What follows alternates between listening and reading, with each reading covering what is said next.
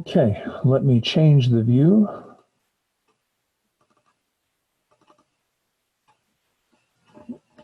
Speaker view. Okay, so in speaker view, move this over. Yeah, stop and focus for me. I have to move this to a different screen. All right, now I can see more clearly. All right, so can you see my writing clearly stating numbering systems? Yes? Yes. Yeah. All right, so here's what you need to know about numbering systems. And base 10. So base 10 is an expression that we use, meaning that it is actually based on tens. And the way we have constructed the base 10 numbering system, most people really haven't thought of the structure of our numbering system. We've just used it. If you can spend money in a grocery store and you can get change, if you can get, press the button, focus, okay. Yeah, if you can get change and count change properly, then mama and papa have taught you well, such that, yes, you can survive in the world without being cheated. So, but what does all that mean to us? So I put down here,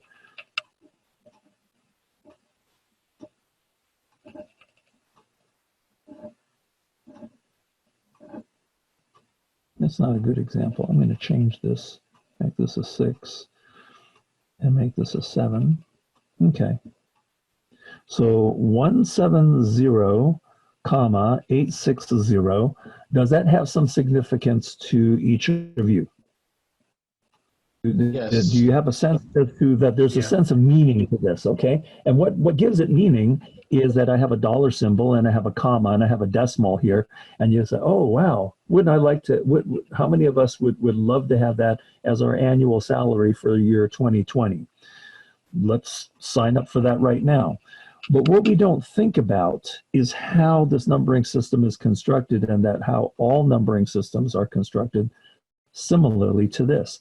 We say that base 10 is based on tens. So here's what we're going to do. This will be 10 to the 0, 10 to the 1, 10 to the 2, 10 to the 3, 10 to the 4, 10 to the 5, 10 to the 6. So what I've written is a bunch of tens, each one with a different power. This has the exponent or power of 0. This has the exponent of 1, exponent of 2, 3, 4, 5, 6. And all numbering systems are constructed with the same structure, except we have a different base. So if we're dealing with decimal, we're dealing with the base 10. If we're dealing with binary, that base would not be a 10, that would be a base of 2. If we're dealing with octal, that would be a base of 8. If we're dealing with hexadecimal, the base would be 16. But they're all constructed the same way. So there's a couple things that I want to add to the side here, and that is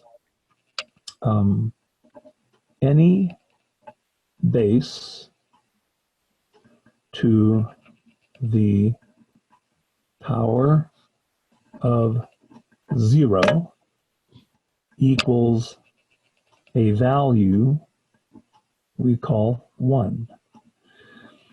Any base to the power of 1 equals itself. So make sure you make a mental note of that, because what I'm going to do is I'm going to construct columns here. And the columns that I'm constructing, these are called place value columns. Okay, place value columns. Each one of these columns holds a very specific value in its place. So what type of value is this column going to hold? Well, what do you see? You see a base of 10, and what's my exponent? 0. So do I have a base to the exponent or power of 0? So what does that first column represent? 1. Represents ones, okay? So I happen to have ones in here, ones. And then if I move the next column over, I have a base of 10. And what is my power? The power is 1. What is base to the power of 1? Base to the power, any base to the power of 1 is what? Itself. And the base is 10, therefore this column represents tens. What is the base of 10 squared? 100. 100. Exactly. So this column represents 100s. This represents 1 kilos. This represents 10 Ks. This represents 100 Ks. 100 Ks. And this represents 1 megs, 1 millions, yes? Okay, is that right? Yes. Okay. So if you were to see this, these digits popped in here, I happen to have I'll pop them in here, 1 and a 7 and a 0 and an 8, 6 and a 0. So this is something we understood already without having to go through this construction. You already understood. How many single dollars do we have? None. How many tens do we have? 6 of them. How many $100 Benjamins do we have? 8 of those. How many 10,000s do we have? How many thousands do we have? 0. How many 10,000s do we have? There's 7 of those. 70,000, right? And how many 100,000s do we have? There's only 1 of those. So that's how we've grown up learning the decimal numbering system, is by counting numbers and by counting primarily currency. And most recently, those of you who are in any of the STEM classes, engineering, electronics, mathematics, any of those, then you'll be engaged with scientific notation and exponential notation and metric notation. That we understand very well. Now, something new on the horizon would be base 2. Base 2 is based on 2s. This is what we call binary. And here, the structure of putting together our place value columns is identical to this structure, except we just have a different base. So for example, I'm going to put down here 2 to the 0, 2 to the 1, 2 squared, 2 to the 3rd power, 2 to the 4th, 2 to the 5th, 2 to the 6th, 2 to the 7th. That's about as far as I'm going to go here. And we will go ahead and construct our columns.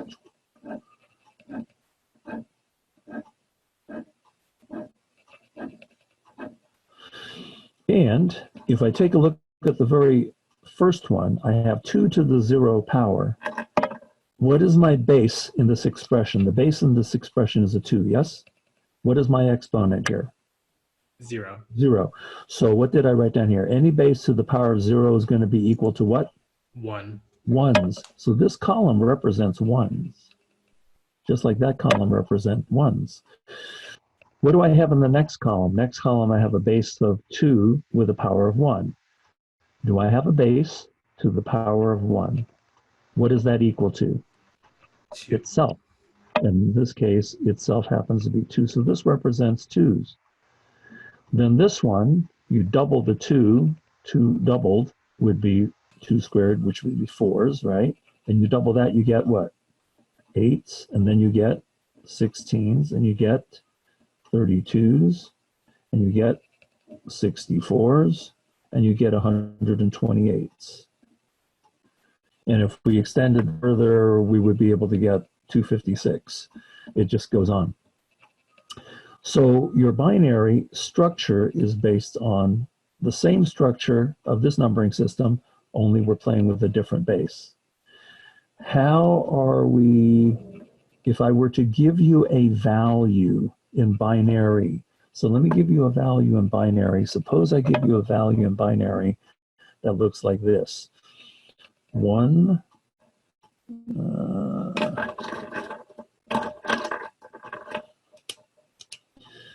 1, 1, 0, 1, 0, 1, 0, 1.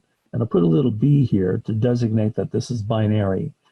Your job is to interpret what this binary is to convert. So task is convert to decimal. So your task to convert this binary sequence into decimal. And the way that you do this using longhand math, it's very simple. You start on the far left-hand side. As you start on the far left-hand side, you go to see what is, because we're going to pay very close attention to place value columns. What is the place value in this far left-hand column? The place value is what? 1/28. So in this particular process, what you're going to do is this will give us 128, and we're going to add this to the next, or I'm going to add it to this way. Add it to the next column. Next column, what do I have? 64 is the place value of that column. Do I have any? I have Yes. 164. So I'm going to put 64 in here, and I'm going to add it to the next column. Next column represents 32s, but do I have any 32s? I do not. So this will be add a 0. And then I'm going to keep adding, going to the right. Next column represents 16s. Do I have any? I have a 1 16 in here. So that means I'm going to add 16. And do I have any 8s? Add a 0. Do I have any 4s? Add a 4. Do I have any 2s? None. Do I have any 1s? 1. So your conversion is, after you interpret each one of these binary values in their specific place value columns, is to do the computation of, I've got 128, one of those, I'm going to add that to a 64, so that looks like that's going to give me 192, 192, so 192 add with this will be 208, 208 add with this will give me 212, 212 plus this will give me 213, yes? Yes. Would somebody Yeah. check my math and see if that's correct? I think that's correct. All right. So that being said, I'm going to give you one for you all to do. Suppose you see the following sequence. Here's the following sequence. Suppose you see 1, 0, 1, 1, 1, 0, 1, 1 in binary, and you are tasked with converting this to decimal on paper. No calculator. Mama's math is what you're going to use. Let me help by bringing these column lines down. That'll help make things a little easier to see. So you think about that. I'll add things on the side, and then we'll check for answers in a moment.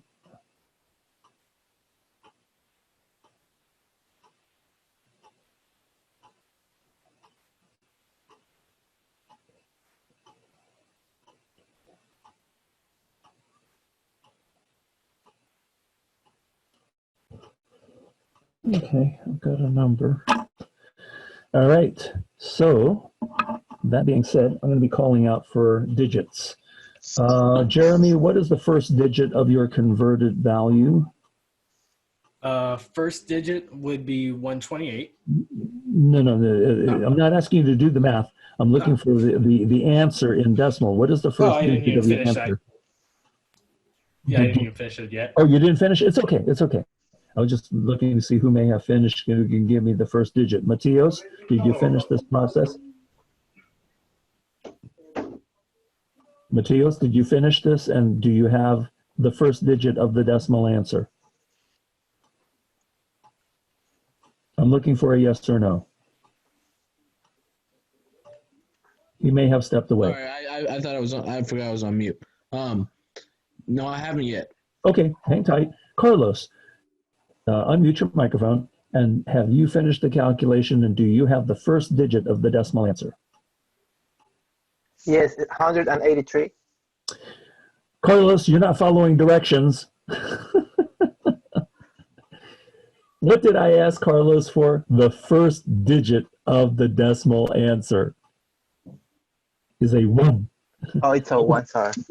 I was going to have somebody else give me the second digit, somebody else give me the third digit, but no, Carlos had to just jump out and say, yeah, the answer is 170. He's so enthusiastic. All right. So are we in agreement that this works out to be 187 in decimal? Yes. Yes. Okay. Is anybody having any issues with the conversion process? Nope. Nope. Okay, seems pretty straightforward so far. All right.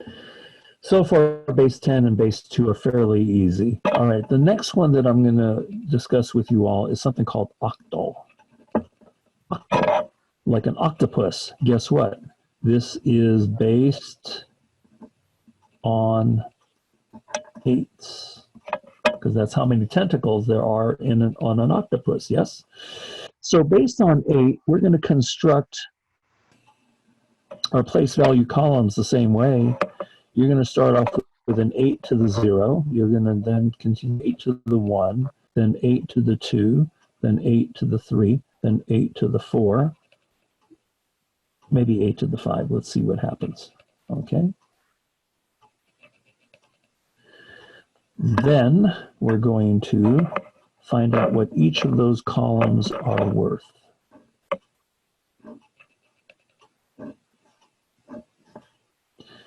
So in the very first column, do I have a base to the power of 0? And any base to the power of 0 is always going to be what? 1s. So this represents 1s.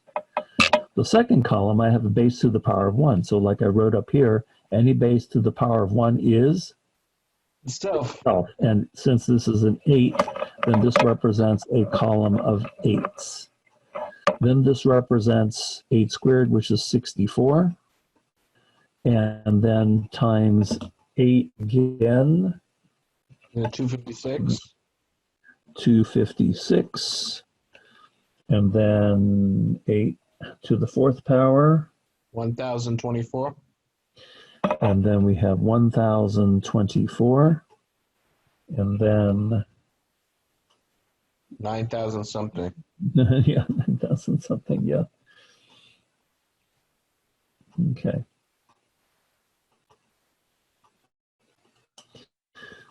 Actually, it's insanely large. 8 to the 5th power. This can't be 10. I think it's bigger than this.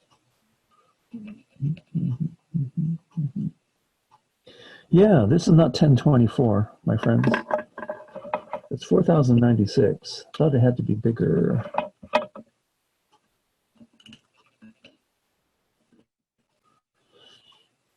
Okay.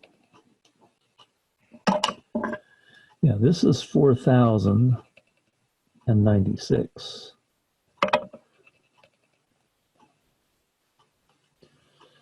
And this one is 512. So this one is 32,768. We're dealing with some pretty obnoxiously large place values in just a very few columns, yeah? Yeah. Yeah, it's scary large, scary fast. So 8 squared is 64, 8 times 8 times 8. If I take the 64 and multiply by 8, if I multiply by 10, I get 640. So it would be less than 640 by quantity of 2 times 64. So 500 is more appropriate than the 256. And then if I have the 512 and I multiply that 8 times more, I won't have 1,000 and change. It'll be 4,096. Multiply this 8 times, I'll get 32,768. So immediately, if we go to compare, where is 10? 10 at the base with the exponent of 5 is 100K. 8 with the exponent of 5 puts us at 32,000. 2 at the base of 5 puts us at 32. So each one of these at the exponent of 5 gives us a demonstrably different place value column, yes? So here we go. I'm going to give you, oh, there's another thing that I needed to bring up. I'm so sorry. It had to do with numerals. If we go back to base 10, how many numerals are there in base 10? So I'm going to write down here, base 10 numerals. 0 through 9. Symbols, yes. They are 0 through 9. So I have a total of 10 symbols there, yes? 1 through 9 is already 9, so the 0 gives me 10. There is no single symbol that represents 10 in the decimal system. In order for me to represent the value of 10, what do I have to do? I have to put a 1 in this column and then a 0 here. Yes, I have to use 2 digits, yes, in order to represent the value of 10. If I look at my binary numerals, you already know this, the binary numerals are simply 0 and 1. So how many symbols do I have? 2 symbols for the base of 2, 10 symbols for the base of 10. What are my octal symbols? My octal numerals 8. 0 through 7. are 0 through 7. That's correct. I'm sorry I bumped into the camera. So my octal numeral is 0 through 7. So that being said, if I were to write down the following quantity for you to decipher, let's go ahead and do this. Suppose I have a 2, 5, 7, 2, 9 in octal. And my task was to convert that octal quantity, because it's stated as octal, into decimal.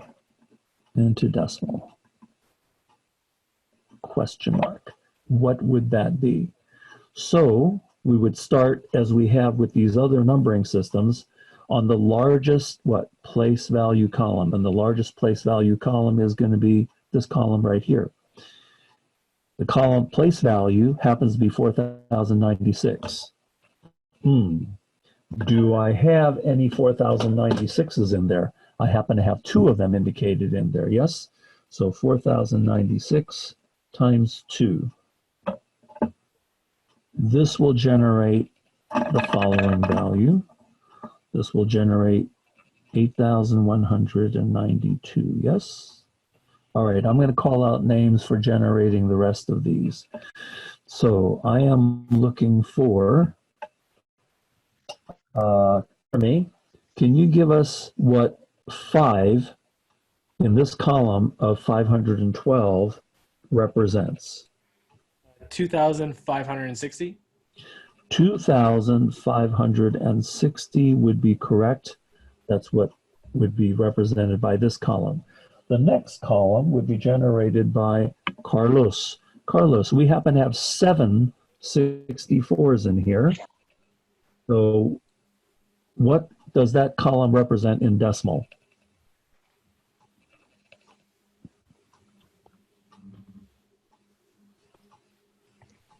Seven times 64.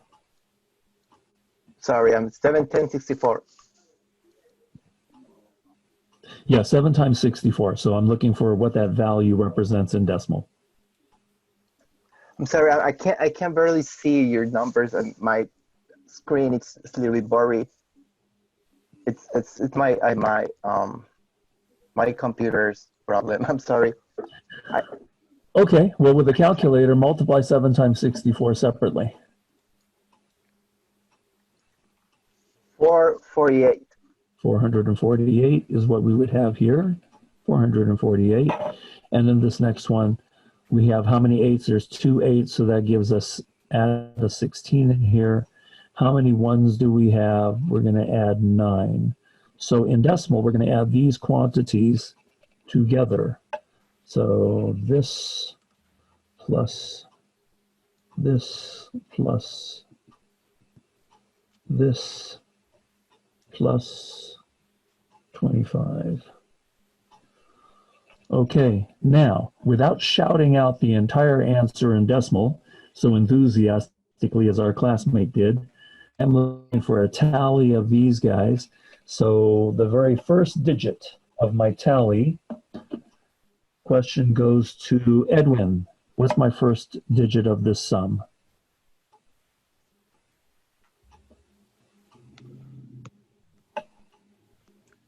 First digit would be a 1. 1 would be good. Hold there.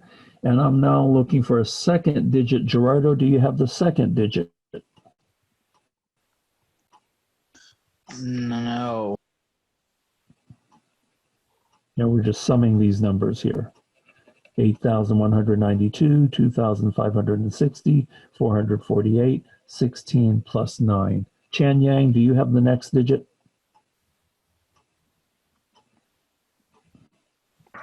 One. Okay, the next digit is a 1. Very good. Followed by a comma.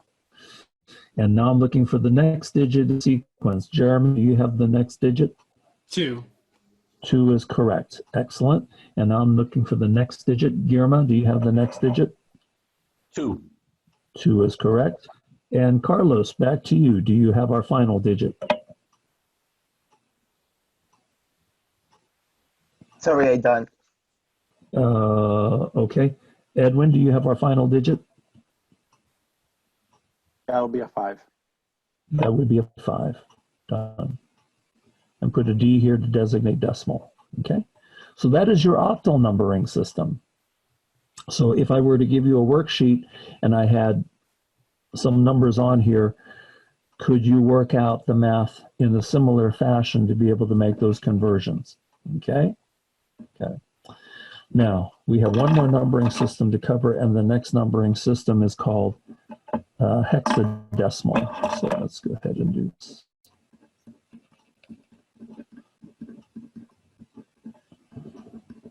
Hexadecimal is based on 16s. And my numerals, I have to have 16 numerals, 16 individual symbols, not pairs of symbols. I have to have individual symbols. So the individual symbols for hexadecimal would be 0 through 9, because that's already 10. So what symbol do I use for the value of 10? Would be A, Through F. B, C, D, E, and F. You are correct. The A represents 10, B is 11, C is 12, D is 13, E is 14, and F is 15. Okay, so let's go ahead and put together a hex place value column chart. And this will be 16 to the 0, 16 to the 1, 16 to the 2, and 16 to the 3.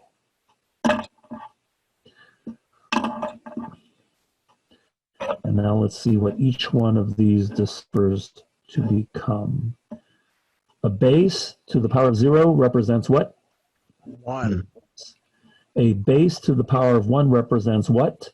Itself. Itself, which in this case would be? 16. 16s, correct. And 16 squared would be our 256.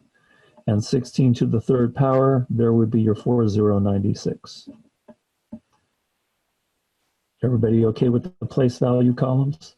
Yes. For exercises, I typically won't quiz or test students pass the fourth column. So, understanding that we have these numerals, we're going to give you an example for you to decipher.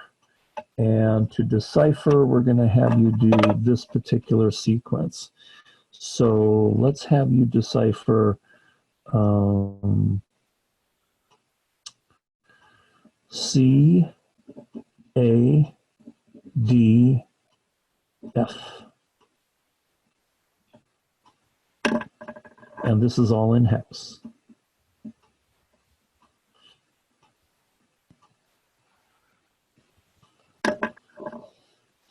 So that's our task. So how we go about playing with this particular guy is we look at the first column. The first column has what value? 4,096s. And as we have 4,096s, how many 4,096s do I have? C. C represents what quantity? 12. 12. So 4,096 times 12.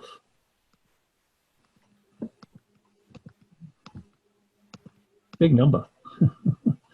This generates 49,152. Correct? Yeah. Okay. Yes. Yes. The next column has what place value? 256s. How many 256s do I have? I have an 10. A value. A is 10. So here you don't need a calculator. You just do what? You just add a 0. Add a 0, precisely. The next column represents 16. 16. How many 16s do we have? D, which is 13 of them. So 13 times 16 gives you 208. Is that right? Yes. The last column represents ones. And how many ones do I have? 15. F, which is 15. So I have to add the quantity of 15. So this in decimal, my friends, will tally to a value. And I'm going to ask you all for first digits again.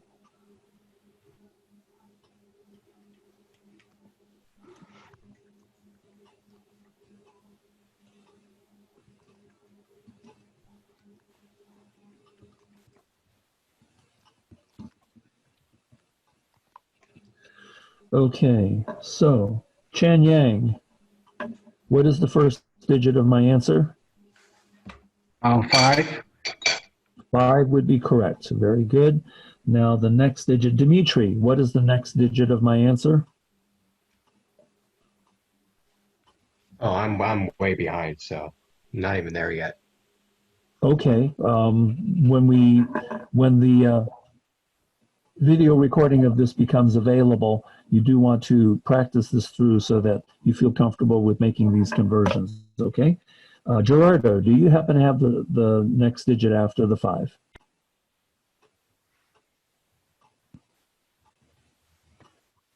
I can't hear Gerardo. My thing was muted. Yes. Is a 1? It's a 1. Very good. And then followed by a comma. And then the next digit, Edwin, do you have the digit after the comma? Yeah, that's a 9. 9 would be correct. And Carlos, do you have the digit of the 9? Yes, it's a 3. It's a 3. Very good. And Matthias, do you happen to have the last digit? 5. It's a 5. Okay, so that interprets to be a that. Is everybody okay with the conversion process? One question. Yes. What do you write subscript? What are you writing there? What's that subscript? This is a D for decimal. That's a D for decimal. And then, so hexadecimal, what do you... I had an H here. After CADF, there's a little H right here. That stands for hex. Okay. Yes, sir. Yes. And then through this binary sequence, I wrote a little b. And in this binary sequence here, I wrote a little b. Then it'd also be okay to do like 2, 8, and 16, and 10, right? For the different numbering systems? You do subscripts of.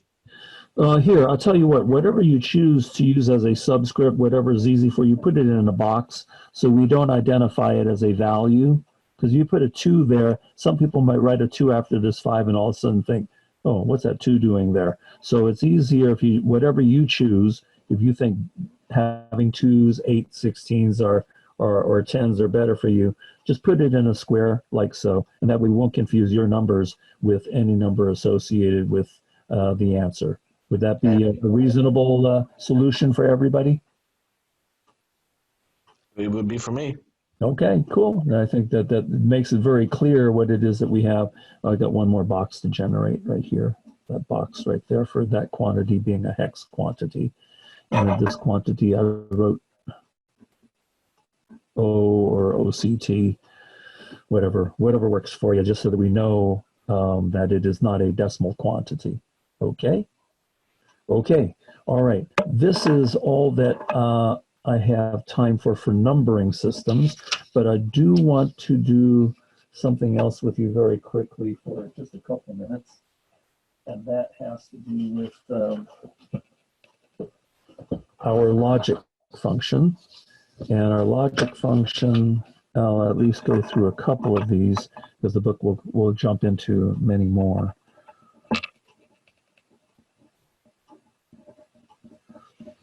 So the description is called logic gates, and we happen to have a symbol that we use here. This guy looks like it's shaped like a bullet, and it comes out, and this would be an output.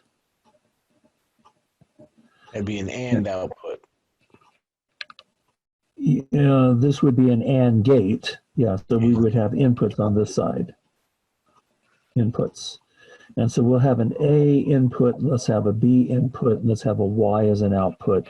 And this happens to be an AND gate. And the electronics for an AND gate would be something like this. I could have power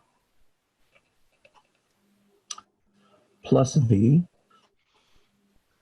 coming down, and then I would have a switch, would have another switch, and then this would be, let's say, an LED.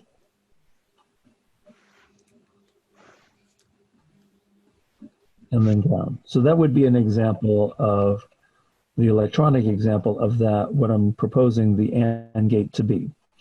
So this would be your A switch, this would be your B switch, and let's see what's needed. So I'm going to do something here called a truth table. Truth table. And the truth table is set up very simply with an A input, a B input, and a Y output. And since we only have two gates, two inputs, the sequence is going to be rather short. So we'll have a total of 4 possibilities, 4 different combinations. So you have this symbol that's shaped like a bullet. This side has A and B. These lines represent inputs. This line over here represents what we call an output. I'm labeled that output as Y. This is described as the AND gate, and the electronic symbol for AND gate shows a positive voltage source, a switch that can be opened or closed, a second switch that can be opened or closed, and an LED that'll light up or not. And the truth table will be explained with 1s and 0s. So the initial condition is if I have a 0 and I have a 0, 0 would designate that the switch is not closed. I don't have a true. 0 represents 0 equals not closed. 0 represents a false. 0 represents false or not true. Or low. Not true over here. And it also represents a low. Now in electronics, the low would be somewhere around 0 to about 1.2 volts. Somewhere in that area would be representing a low. So that's what a 0 represents. And a 1 represents closed. A 1 represents a condition we call true, and a 1 represents a condition we call high, which would be from somewhere around 4.2 up to 5 volts. Ideally, it would be 5 volts, and ideally this would be 0. But in the real world, we can have it go a little less than 5, and it'll still give us a true. Okay, so I have a 0 and a 0. So if both of these are open, do I have any possibility for electricity to go through? No. None. The LED will not light. So if the LED will not light, I will have a 0 here on the output. Suppose I leave A open, but I close B. So A is open, but now I close B. Will any current go through? No. No, because A is open. My LED is going to be off. So I have a 0. Suppose I close A, but I don't close B. So this one's left open, but this one's closed. Do I still have any current going through? No. So is my LED going to light up, yes or no? The No. answer is no. So my truth table says I'm going to have a 0. Suppose now I'm going to close a 1 and a 1. So now I close both. If both of these switches are closed, will I have electricity going through? Yes. Yes. And will the LED light up? Yes. Yes. Yes. So therefore I will have a 1. Now this is a very basic 2-input truth table, very basic 2-input AND gate. If I happen to have 3 inputs or 4 inputs or 5 inputs, my truth table would be much, much larger with many more combinations. But do you see the binary sequence that is being constructed here? The binary sequence in the first row is a 0. The binary in the second row for here, for A and B, is a 1. The binary over here is a 2. And the binary for a 1 and a 1 is a 3. You follow what that part looks like?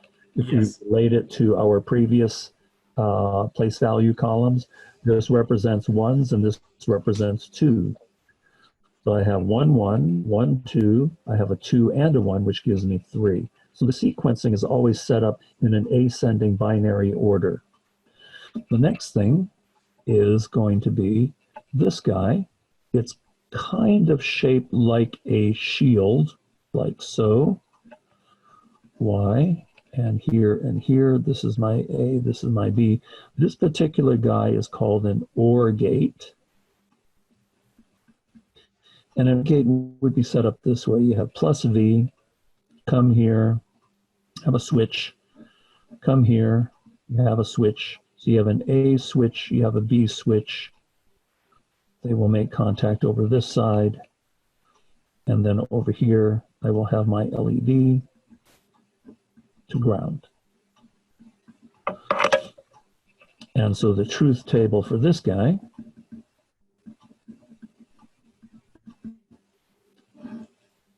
A, B, and Y.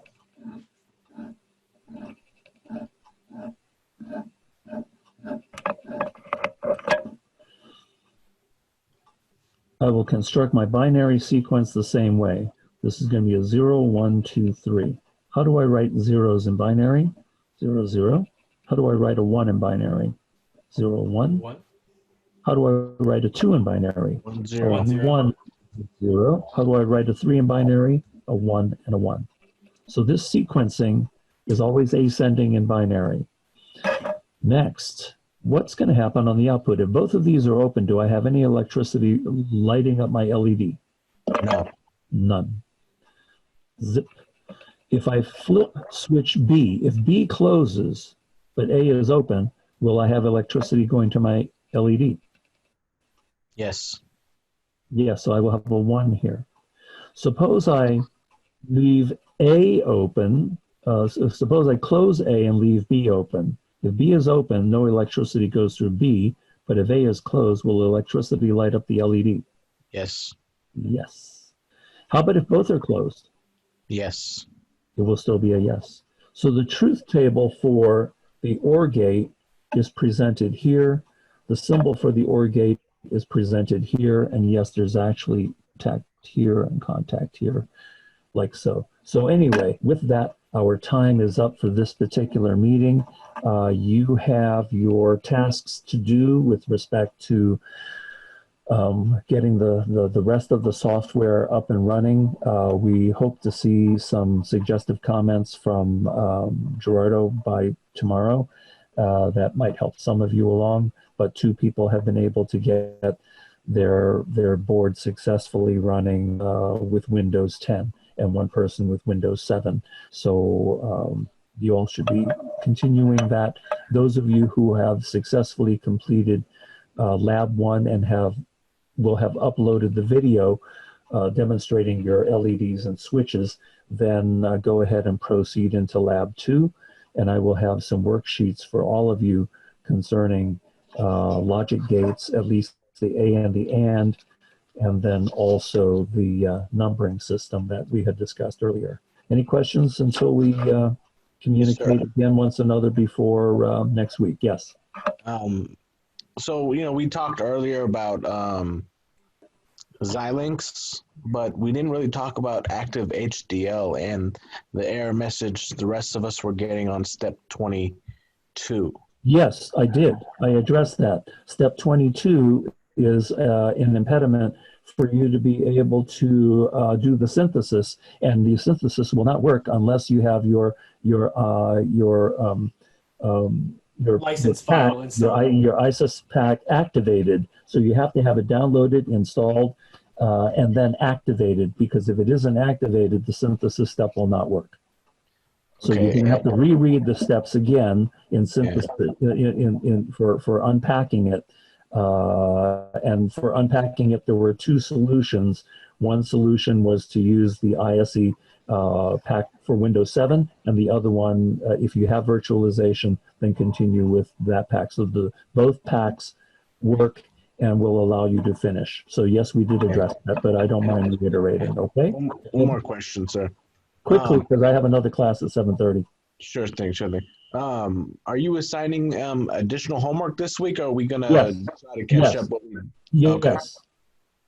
Yes, I am. Yeah, you will see questions. You will see questions on the binary numbering systems, as I mentioned a moment earlier, and you will also see some questions pertaining to these gates that I have just discussed. So yes, you will see some worksheets. So the answer to your question is yes.